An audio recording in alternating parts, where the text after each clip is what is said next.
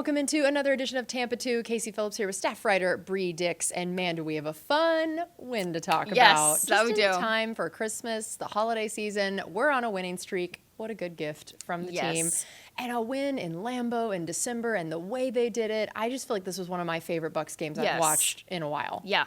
And I feel like there's so many different takeaways, particularly on the offensive side of things. So why don't you take us away with that? For me, this game, kind of as you mentioned, was the most complimentary game of the season that the Bucs have had.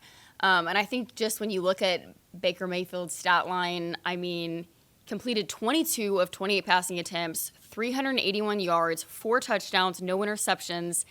This is what to me was crazy, 13.6 yards per attempt for a perfect passer rating of 158.3. He became the first visiting player to record a perfect passer rating at Lambeau Field. Just absolutely threaded the needle, got those tight window throws to move the chains. And even Dave Canales talked a lot about it this week behind the podium, is kind of initially getting that ball off from the back foot and kind of the mechanics, the footwork that had improved in what he was putting on kind of in the clinic that he had in Green Bay.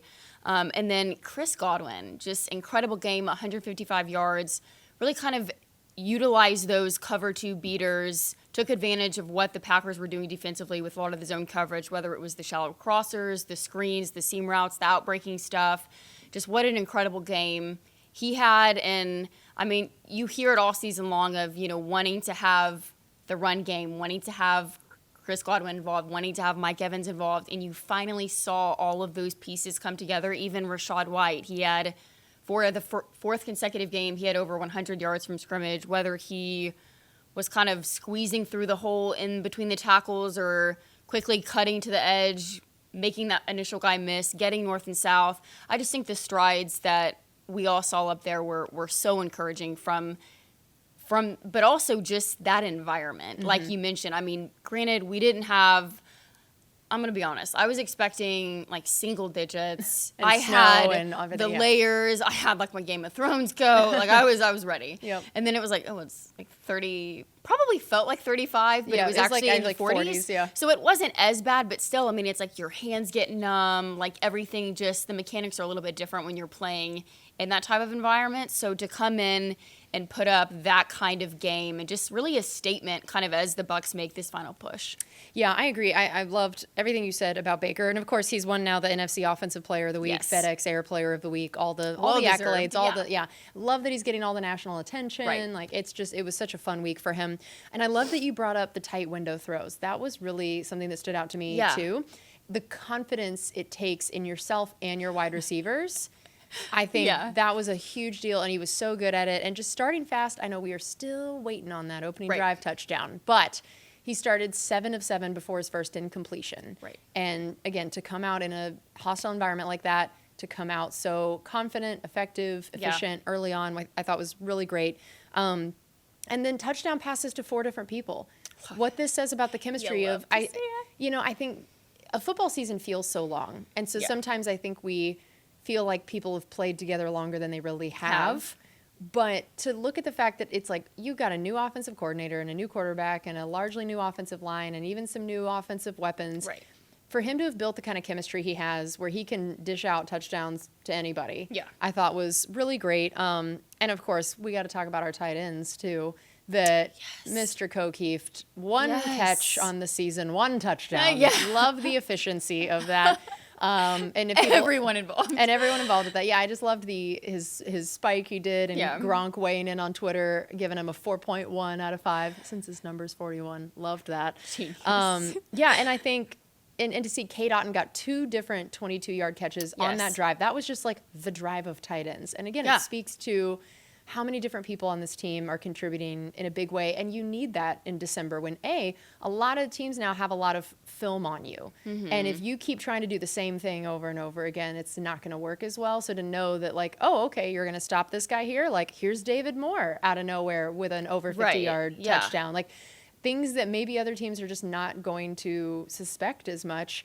I just loved seeing the efficiency of how many people were involved and excited about it. Chris Godwin, good grief. 10 catches, 155 yards, season highs for both. 108 yards in just the first half, which is crazy. So he is now one of only 8 players with 60 or more receptions in each of the past 5 seasons. Wow. The volume, and again, been injured some out of that, coming back from injury, ACL. and still just the volume of catches he's able to have. And I thought it was really great to see him getting a little bit more time back in the slot. And I feel like that's just his bread and butter. Right. Because you think about it, when you're playing on the outsides, you are sort of limited in some ways of like, you got that sideline there. It really lets the defender know, like, well, you're not going too far that way. It kind of can limit some of these routes, limit where you can go. Slot, you've got just the whole field at your disposal. You can go in, you can go out, you can go long, like everything. So I feel like Chris really thrives in that ability to pick and choose, you know, run a bunch of different routes, a lot of different things there. So I thought that was great to see. And then, of course, Rashad, 7 touchdowns in 7 weeks. Not too shabby on that front. And I loved the stat, and any Bucs fan loves when you hear that he joined just Warwick Dunn as the only players in team history with 1,000 plus rushing yards and 750 plus receiving yards over their first 2 career seasons. It's just been amazing to watch him, I don't know, blossom. That's how I feel. Like just him and the offense both, and Dave Canales and all of them. It just feels like everyone, like this, I'm going to use a ridiculous metaphor, but it does feel like a plant. Like you plant the seed and you don't see a lot of growth for a while, right? Yeah. Doesn't mean nothing's happening. Just the seed is in there, getting the nutrients, we're figuring it out, and then you get even some growth, but then it takes a while before you actually start to see some blooms. And I feel like we're at that point now where all the work they've been putting in all year, everything we heard about, you know what, maybe this run game isn't going the way we want. We're not getting as many yards per carry as we want, but we're building this foundation. We're figuring it all out. We're not going to abandon it just because it wasn't working right away. Right. And that this is when we're seeing the fruits of that. Yeah. Where now it's like, man, offensive line, they're creating some holes. They're all clicking. Their chemistry is great. Rashad is not only doing great out in space, but his runs between the tackles are looking so good. His pads are down lower and more forward. And that encourages the offensive line too, where they see that the same hole they give him now seems to be getting 2, 3, 4, 5 more yards because of the lowering of the pads, the falling forward, and that just gets everybody fired up. So I've just thought in general, the whole offense, this was that statement game, statement win, and it gives you that feeling of like, now we know we can, now we know what it feels like. Well, and the confidence and validation. And I loved what Dave Canales said, just absolutely, if you have not watched his presser from yesterday on Thursday, watch it. Incredible. Even got a little emotional talking about how he wants to make Todd Bowles, the man that believed in him, the man that hired him, proud. But I loved one of the things that he was saying is that kind of when they were going through the down spiral, had lost several games, and he said that Keith Armstrong just came to him and was like, don't change. Yeah. Don't be who you are. Continue doing what you're doing, and these eventually will come. You know, and even he said some of the people in Seattle that kind of helped him out and said initially they went like 1-13, and then the next season it was 13-1. Yep. You know, just continue to make those strides, continue to do the same things that you're doing, and then eventually those things will happen. And and in the similar way, it's kind of like what ended up happening with the run game. It was like, we can't abandon it. You can't sacrifice the future for just wanting to get a few things here and there now. And so they still got, whether it was just 2 yards, 3 yards, 4 yards, those dirty runs, they still committed to it. And now you're starting to see the impact that it's having. And really against the Packers, you saw the RPO, the play action, all of these things open up because of the strides that that's making. Yep. And then also the defense, I mean, you know, I feel like the offense got all of the attention this last week. Levante David, Yeah, Levante's still killing it. Half sack, 2 tackles for loss, 9 tackles, several pressures. I could go on. And I love this. He now has 10 years of 100 or more tackles, which now his 10 career seasons with that are the 3rd most since 2000, trailing only London Fletcher and Bobby Wagner. It's just amazing. He's got his 4th career season with 100-plus tackles and 15-plus tackles for loss. No other player has more than 2 of those kind of seasons since tackles for loss regularly got tracked. It's amazing what he's doing. And then I just, again, want to shout out KJ Britt, the guy who, whenever his number got called, he's there, he's ready, making plays, and just seems to be flying around, having fun, playing with confidence. I think the guys, you know, they love him. They've talked about how he's always been a trash talker, even before he was ever playing. Played with a lot of energy and enthusiasm on the special teams unit. And I just always love when guys, you know, numbers get called for whatever reason, that they're there, and they're ready. Just ball out. Yeah. And, he just did a really great job. To hold their entire team to just 60 rushing yards, especially when I think Aaron Jones got like 8 of the first 10 plays were to him. I was like, oh boy. I think it was like 43 yards on that first. And again, just goes to show the adjustments. Whoop, that was it. We're shutting that down. Zion McCollum continues to play really great, which I think that's going to be really interesting to watch this week if and when you do have both Carlton and Jamel fully healthy and full go. How you utilize the two of them and Zion, because I do feel like Zion has played at a starter level. Yeah. And I think Coach Bowles views him that way too, of like, he views him as a starter, not just because of injury. And I mean, look, great problem to have 3 cornerbacks that you feel that confident in, but it will be interesting to see who they match up with who, how they rotate everybody, who they play in what situations. Because I do think we kind of have this gluttony of weapons over here in terms of corner. So I thought that was great. Well, and I love watching the TV broadcast because you always get little tidbits that the coaches will say in the production meetings. And I loved, and they've said this over the broadcast, I think like the past 2 games, but they said that Todd Bowles just raved about Zion and said that he is one of the best athletes, period, that he has ever coached. Yeah. That is high praise. It is. It 100% is, which also, shameless plug, I had Zion on the radio show this week. It was delightful. So if you have not listened to Bucs Total Access with Zion this week, you can find it on the Bucs YouTube. Just a wholesome, wonderful guy. That he is. Wonderful family. I think that he's a guy to root for, 100%. He's really wonderful. Okay, so let's talk about the injury news, which, man, I feel like so many weeks when we've done this, we've been like, oh boy, there's all these things. What are we going to do here? And then this week, it is just positive. Lovely. Yes. Chris Godwin didn't participate in practice on Thursday, but it was more of a kind of a rest designation, giving him that time off. And then Vita Vea has upgraded to full participation, which, gotta love that. And then the rest of it, Carlton Davis, full participation.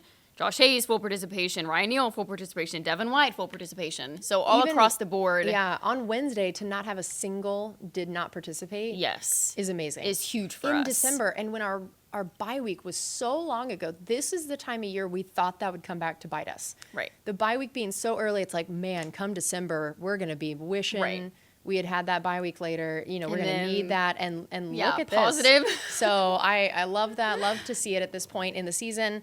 All right, so let's get into some of these one-on-one matchups for this week against the Jaguars you're excited to see. Yes, so I went with Tristan Wirfs against Josh Allen. Right. The Jags outside linebacker, Josh Allen. I will say, going through and looking at tape of him this week, I loved just watching Josh Allen sacking Josh Allen. It was absolutely tremendous. Meta. But on this one, and again, I took some stats from good old Scott. But Josh Allen is currently tied for 5th in the NFL with 13.5 quarterback takedowns, and he's also set career highs this year in quarterback hits with 26, tackles for loss with 13 through week 15. Just absolutely explosion, has that forward charging assault, just kind of overwhelms tackles. But also he's a guy that is really, really dominant in coverage as well, whether he's going up against tight ends, whether it's running backs, just kind of all over the field. So I think that's going to be a really big, critical matchup at the line of scrimmage. And Tristan Wirfs, he's only allowed 1 pressure through the previous 2 games. He obviously has ridiculous athleticism and nimble feet for a man of his size, and just kind of the move blocking duties. So I think that's going to be a critical one to watch out for, because Josh Allen has the capability of wrecking a game. And I think you don't hear about him as much as, say, a Micah Parsons or a Nick Bosa or some of those guys, but his numbers are up there, and he can impact a game in the same way that those guys do. Yeah. So definitely that's going to be a key matchup. And then you gotta love it, Evan Ingram against Lavonte David. And I feel like these are the games that Lavonte David just has to smile about, has to circle. And again, Evan Ingram's 88 receptions are second among all NFL tight ends this season. And just, man, the hip fluidity he has, the top end speed. He's the guy that just is able to do it all, kind of that hybrid wide receiver, tight end, creates mismatches. But if you have a person that you want to go up against that, it is Lavonte David, who is one of the best coverage linebackers in the NFL over the last decade. Just smooth in transition, and just his his feel, the route recognition, and his understanding of angles and leverage are second to none. So that, again, I think is going to be a really big one to kind of not allow those free releases for a guy like Evan Ingram or a guy like Calvin Ridley. Yep, I picked the exact same 2 matchups, which tells you how important they are. This is tremendous. I chose the exact same 2. Now, I also picked, I also said either that's incredible. Zion, Jamel, Carlton, whoever, versus Calvin Ridley. I just threw another one in there in case we did this. Yeah. I do think that it's going to be Love interesting. that. As much as Christian Kirk has been a huge part of their team, now he's been missing some time. That's thrown a huge wrench into their offense. So I do think Calvin Ridley has become a much bigger part of it since that. And because I do believe Levante is going to take Evan Ingram away a lot, I think that means Calvin Ridley is going to be even more of that. Now, of course, we have not talked about yet is the Trevor Lawrence factor. Yes. So as of protocol recording this Friday morning, we do not know if he's going to play or not. It's been interesting because all week I feel like I've heard everybody talking about the fact that, like, he's never missed a game in his career. He plays through things, whatever. Concussion is different. It's not something you just play through. You either clear pass or it you don't. You don't. Right. And it's not like my ankle's sore, but I'm going to tape it up and whatever. Right. So I feel like it's starting to sound like he's not going to play. And if that's the case, I feel like that changes a lot of dynamics about the offense. For one thing, I don't know that you're as worried about just kind of the playmaking ability, the mobility, all of that. But does it then make maybe their run game that much more important, which that started out really great earlier in the year and then has stalled out a little bit as of late? And then if you can take away an Evan Ingram, those tight ends tend to be that safety blanket for, a backup quarterback people. That can you take away those dump offs to a tight end or a running back, the shorter things, make the guy really have to sit in there and deliver some, tight window throws or deeper passes. So it's interesting to know that, like, how much it changes these one-on-one matchups we're picking depending on who the quarterback is going to be. But yeah, I picked also Tristan or Luke against Josh Allen because he's just their guy. He's their playmaker. Yeah, that he is. All right, how about position group to watch? I'm going to go with receiver, and then I did kind of just secondary inside linebackers. Okay. Against all of their weapons. Yep. So for receiver, I think, obviously the Jacksonville DBs are going to have their hands full with Chris Godwin coming off the best game of the season for him. And just the strides and the level of play that the Bucs offense is operating at right now. And most teams have gone with pass-heavy scripts against Jacksonville with just kind of their secondary numbers running middle of the pack. And their run defense has been more stout, but the Jags' run defense gave up 251 rushing yards to Baltimore and 6 yards a carry last week. Jeez. So I feel like there could be some opportunities there, kind of get them while they're low with Rachaad White. But I'm excited to see how this team can really bounce off of last week's performance and kind of can you continue that complementary attack and getting the passing game going to the rate that it was against the Packers last week. And then, just for the Bucs secondary and inside linebackers, I feel like we've had this discussion so many times this year with whether it was the 49ers, whether it was the Falcons, but just the mismatches and all of the talent that the Jaguars have, whether it's Calvin Ridley, who's kind of playing at that peak form that he did in Atlanta. And he's one of those guys that is just a route running master. He is a technician. His ability to sell routes, to bait defenders, the kind of fluidity in and out of breaks at the stem, he's so smooth and just all of the things that he's able to do. And then you have Evan Ingram, who is so physical after the catch and just kind of has their wide receiver hands, but also the size of a tight end. And then also Travis Etienne, who's playing incredible and is able to, not only does he have kind of the blocking ability and the willingness to kind of stop guys in the A-gap, but also the top-end speed and all of the things that they're able to do. So being disciplined, not only in run fits, but also just the angles of pursuit and kind of hats to the ball this week on stopping their guys. Because if you don't, then it creates a lot of things. Or if you're kind of in the off coverage and you leave some space and kind of that area underneath, Evan Ingram, Calvin Ridley, they will exploit that. Yep. So that's going to be huge this week. And I chose wide receiver and DB. Casey. We are so in sync. Look Same at this. Page. By the time Week we 16. get to December, we are just thinking with one brain over here. So for our DBs, I picked it because it's interesting. The Jaguars actually have the 7th fewest rushing yards all season in the league. And if you factor in Trevor Lawrence has some of those. Right. That this is not a team that has really relied as much on the run, especially as of late. So, but then flipping it, they have the 2nd lowest yards per carry in the whole league. But they have the 5th most passing yards. So obviously, that's what they've been wanting to do. Now, I mainly picked that earlier in the week when I thought it would be Trevor Lawrence. Right. Now I'm a little like, well, I do think they probably rely will. A little bit more on They're ETN. probably going to rely more on ETN, but I still stand by this of like, if you, especially again with a backup quarterback, if you can shut down what this offense has wanted to do, if your DBs can be in just lockdown coverage back there, that's going to fluster him, make him hold onto the ball longer, all of that stuff. So I still stand by that. And then also same thing, wide receiver. I do think that this could be a game where as much as Josh Allen is an incredible pass rusher, the team as a whole has the only 4 teams have less sacks than them in the whole league.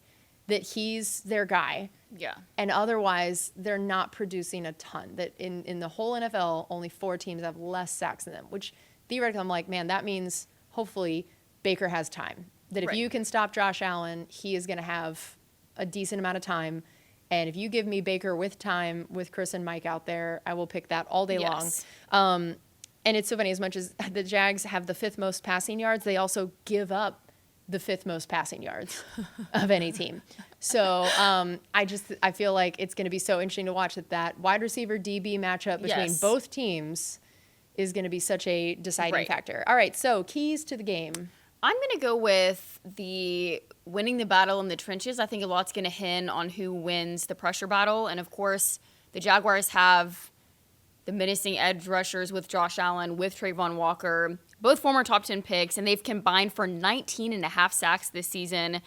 And the Jaguars are also tied for the league lead in takeaways, led by Darius Williams, who has 4 interceptions, which that's a little bit skewed just because a lot of teams have been passing on, so they have the more opportunities to get the takeaways.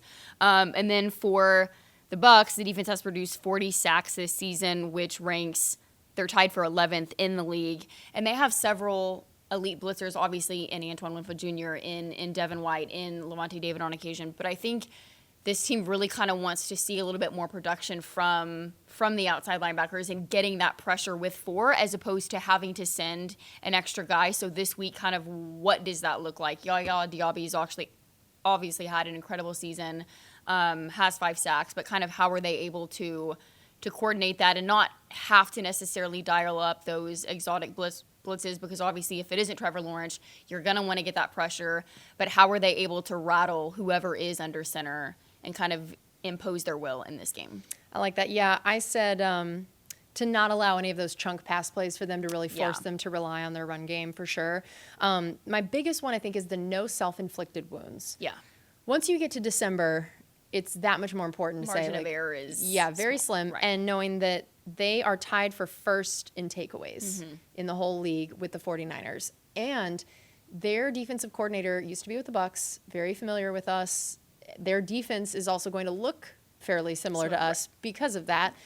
So you know what that means. Like, all of us know kind of what that looks like. And so to really be able to protect the ball, not turn it over, not get rattled by whatever blitzes they throw in or any kind of interesting wrinkles. So I do feel like we have the benefit of us being familiar with what that means their defense is going to be, but we have a whole new offense. Right. And so they're not going to have had that familiarity with it. So I do think that could give us a little bit of the edge there. But yeah, to protect the ball, not some of those big penalties, play that clean game that you can see, I think that's going to be really important. Okay, so quote of the week.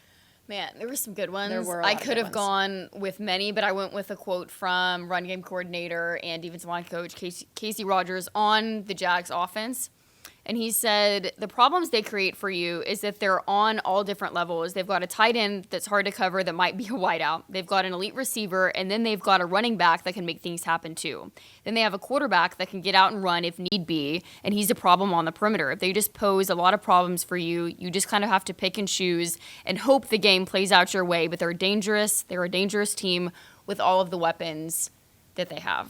So yeah, again, I think that's going to be crucial, and also it just kind of creates those issues with the defense of, okay, do you go in nickel, do you go in base, with all of these guys that can attack you in so many different ways and line up in so many different ways. So I'm excited to see how the Bucs do with their hybrid playmakers this week. Yep, I agree. So I thought about going with the Canales quote that you kind of brought up earlier, the one where he was a little bit emotional. I do feel like most people have probably heard it by now. If you have not, make sure you go listen to his press conference. It was wonderful. He did just really talk about the fact that he got very choked up talking about, man, I want to make Coach Bowles, and I loved us both, proud and right. Yes. I thought that was so cool. Like, I want to prove him right for choosing for taking a chance on me. So I thought that was really lovely. But I will instead go with a Todd Bowles quote about Baker, because I felt like this was just the week of Baker. Talking about the idea of what all he's done for the team, not just like an X's and O's, but also everything else. So he said, he's done a lot for us this year. You can't imagine the things you don't see on the field that he's done for us from a team standpoint, from a mentality standpoint, from a bringing guys together and bringing guys along standpoint. Not to mention how well he's been playing of late, especially. You can't say enough about what he's done since he's been here. That's usually hard to fathom with a new offensive coordinator, a new quarterback, and a new system. To come along like they're coming along has been great. I just feel like, and it's totally understandable because this is the sports world, but a lot of criticism, is going to go towards a quarterback, a head coach, or that's just how the league works. Right. But man, Baker, I just think, and I know both of us being in the building all the time, like we see a lot of that stuff that Bowles was saying that's like, this is the stuff that's not on the field. Right. No matter what is going on out there, Baker comes in with a positive attitude. Yeah. He is respectful, kind, nice to everyone in this building. It doesn't matter what job they have, what level they're at. He is the same. He is consistent all the time. And that is such a wonderful thing. It is both a calming and motivating force on the rest of the team when they see that. He's firing guys up on the sideline. He's encouraging guys, other places. It's just really wonderful to see. And I think that it's great when a game like Sunday happens where all of his stats and his play and everything get him the flowers he deserves. Right. Yes. But being quarterback is so much more than that. Right. And Baker's a guy that guys want to play with and for and rally around. And I remember Coach Bowles, I think, used the word moxie when he was first bringing him in.